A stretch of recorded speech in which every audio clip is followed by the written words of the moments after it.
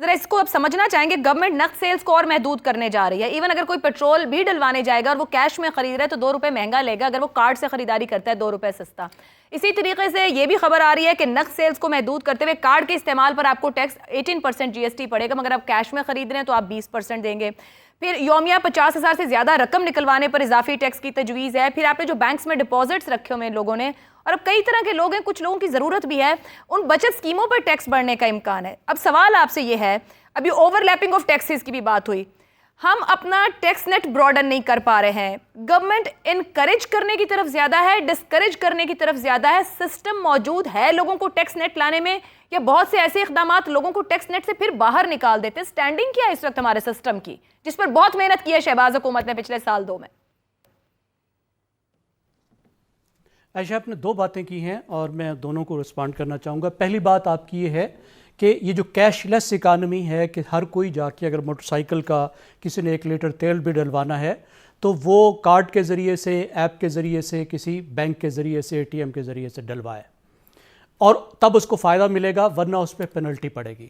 دیکھیں, پاکستان میں ایسا نظام موجود ہے کہ اگر آپ کے پاس شناختی کارڈ ہے تو آپ کا جو اکاؤنٹ ہے, جس کو والیٹ کہتے ہیں, آپ کو پتہ ہے آن لائن بینکس ایسے بن گئے ہیں, ایسے والیٹ بن گئے ہیں جو آپ کو 1 دن کے اندر صرف شناختی کارڈ میں اکاؤنٹ بنا دیتے ہیں, جس کے ذریعے سے نہ صرف آپ پاکستان میں پیمنٹ کر سکتے ہیں بلکہ انٹرنیشنل بھی آپ کا کارڈ بن جاتا ہے ویزا کا, آپ بین الاقوامی خریداری بھی کر سکتے ہیں. اب مسئلہ یہ ہے کہ جو میں نے مجھے پچھلے 2 سال میں اپنی کچھ ریسرچ میں دیکھنے کا موقع ملا اور میں بڑا حیران رہ گیا. حیرانی کی بات کیا تھی کہ یہ جو ایپس ہیں جس کے ذریعے سے لوگ جا کے پیسے بھیج رہے ہوتے ہیں رشتہ داروں کو, یہ لوگ خود یوز نہیں کرتے. غریب لوگ خود اپنے فون پر یوز نہیں کرتے, ان کے اکاؤنٹ بنے بھی ہوتے ہیں لیکن ان کو استعمال کرنا نہیں آتا, وہ صرف جا کے کھوکھوں پہ ان کو استعمال کرتے ہیں. اور اس کا استعمال بھی زیادہ تر مڈل کلاس لوگ کر رہے ہیں جنہوں نے ایڈیشنل والیٹ بنائے ہوئے ہیں اپنی سہولت کے لیے. تو چیلنج یہ ہے کہ آخر غریب لوگ اس کو کیوں استعمال نہیں کر پا رہے.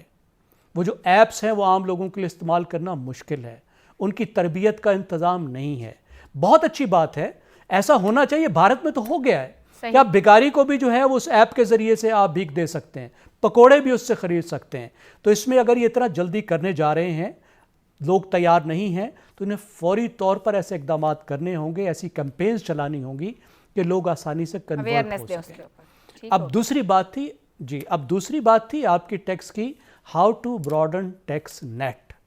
اس میں صرف ایک ہی مسئلہ ہے, کوئی مسئلہ بھی نہیں رہا, اور پورے 50 سال میں 70 سال میں کوئی مسئلہ نہیں رہا, اور وہ ہے پولیٹیکل مسئلہ, پولیٹیکل اکانومی کا مسئلہ, الیٹ کے اپنے مفادات کا مسئلہ.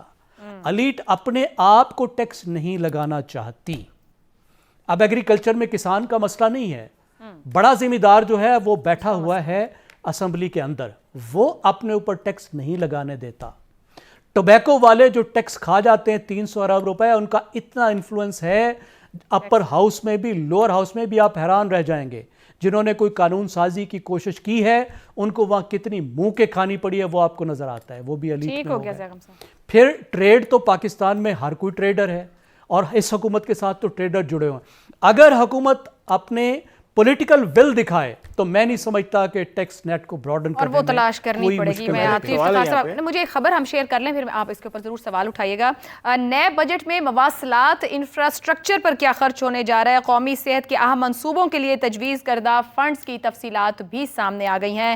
آج آنے والا بجٹ 2025-26, نئے بجٹ میں مواصلات انفراسٹرکچر اور صحت جیسے اہم منصوبوں کے لیے کیا کچھ خرچ ہونے جا رہا ہے؟ کیا فنڈز تجویز کیے گئے ہیں؟ N25 شاہراہ پر 100 ارب روپے خرچ کرنے کا پلان ہے. جناح میڈیکل کمپلیکس کی تعمیر کے لیے 4 ارب روپے مختص کیے گئے ہیں.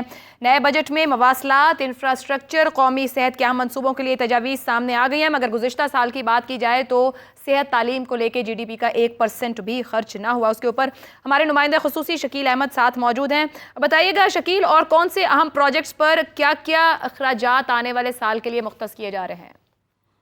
دیکھیں عائشہ, انفراسٹرکچر اور مواصلات ٹرانسپورٹ کے پروجیکٹ جو ہیں ان کو اہمیت دی جا رہی ہے. N25 کراچی کوئٹہ چمن شاہراہ ہے, اس پہ 100 ارب روپے خرچ کریں گے. M6 موٹر وے سکھتا حیدرآباد کی تعمیر کرنی ہے, 15 ارب اس کے لیے رکھے گئے ہیں. اگرچہ یہ بڑا منصوبہ ہے, فنڈز کم رکھے گئے ہیں.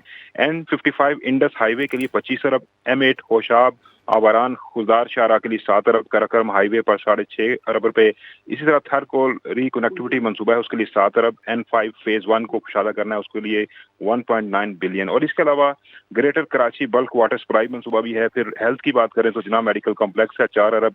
हेपेटाइटिस कंट्रोल प्रोग्राम है 1 अरब। शुगर कंट्रोल प्रोग्राम है 80 करोड़। इस तरह इस्लामाबाद केपी बलूचिस्तान के लिए एक mental health service pilot project भी शुरू किया जा रहा है अगले बजट में। लेबर रोजगार स्किल डेवलपमेंट की बात करें तो यूथ स्किल प्रोग्राम जारी रखने का फैसला किया गया है, 4 अरब 30 करोड़ खर्च होंगे। नेशनल वोकेशनल प्रोग्राम है 60 करोड़। इसके अलावा बलूचिस्तान में इंटर्नशिप प्रोग्राम है नौजवानों के लिए जो कि सैलाब से मुतासरा ज्यादातर लोग थे, 6,500 नौजवानों को फायदा होगा। नए बजट में इंफॉर्मेशन कम्युनिकेशन टेक्नोलॉजी का मंसूबा है। पाकिस्तान रिमोट सेंसिंग सैटेलाइट मंसूबा है जिसके लिए 1 अरब 70 करोड़। वज़ीर आज़म का IT स्टार्टअप मंसूबा है 50 करोड़।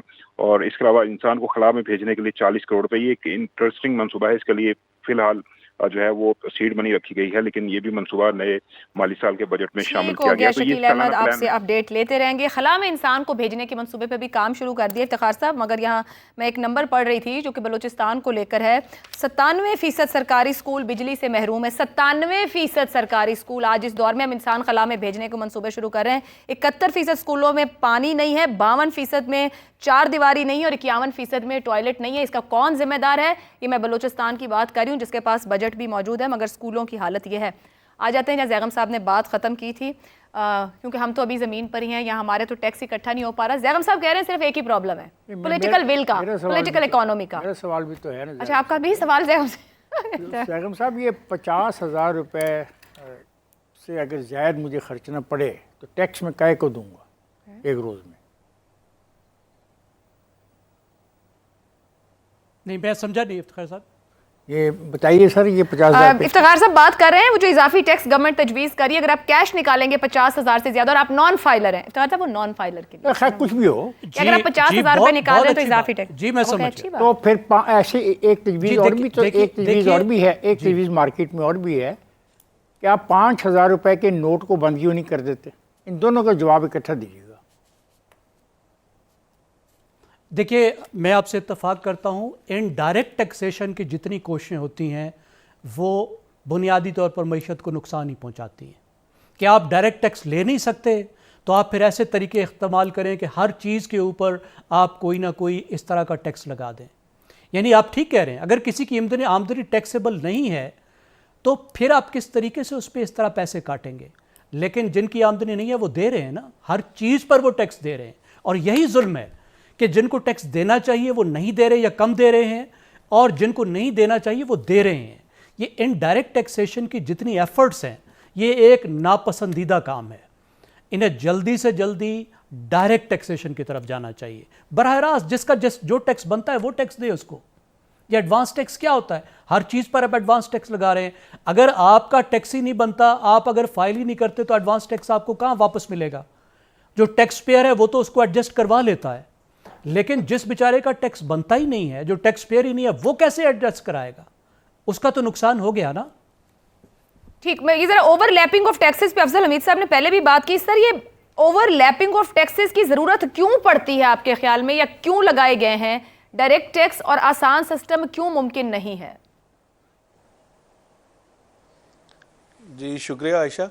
देखिए, बात यह है कि बहुत अच्छी बात की ज़ैगम साहब ने। मैं थोड़ा सा पहले उस तरफ आता हूँ, ये जो कैश इकनॉमी की बात की थी, और सबसे अहम बात मैं ये आपको ओवरलैपिंग की बात बाद में करूँगा कि देखें, ये जो इनडायरेक्ट टैक्स है ना, ये आप एक आम, मैं कराची रहता हूँ तो मुझे पता है यहाँ लाखों, मैं ख्याल शायद करोड़ों मोटरसाइकिलें हैं। आप इनडायरेक्ट टैक्स उनसे इस तरह ले रहे हैं कि आप पेट्रोल लेवी उनसे लेते हैं तकरीबन 80 रुपये 100 रुपये 1 लीटर के ऊपर। और आप ये समझ लें कि एक आम आदमी, एक आम मोटरसाइकिल सवार जिसने कम से कम 1 लीटर तो डेली उसने अपने डालना ही है ना मोटरसाइकिल पे, तो आप उससे 100 रुपये, और उसके बाद आप उससे जो है ना, अभी नए बजट में मेरे लिहाज से आप उसमें 20 रुपये का और इजाफा करने जा रहे हैं, जो एक आप कस्टम ड्यूटी भी लेते हैं 20 रुपये। तो इस तरह से आप उससे तकरीबन 120 रुपये रोज़ाना उससे ले रहे हैं, जो आपके महीने में जाके तकरीबन 3600 रुपये बनते हैं। इसका मतलब है एक आम आदमी, मेरा ख्याल है कि वो 50,000 रुपये से भी ज़्यादा शायद नहीं कमा पाता होगा, तो आप उससे इनडायरेक्ट टैक्स की मद में 3600 रुपये ले लेते हैं। تو اس کے اگر وہ 70-80 ہزار روپے ہے ماہانہ تو اس کے اوپر اس نے انکم ٹیکس بھی دینا ہے.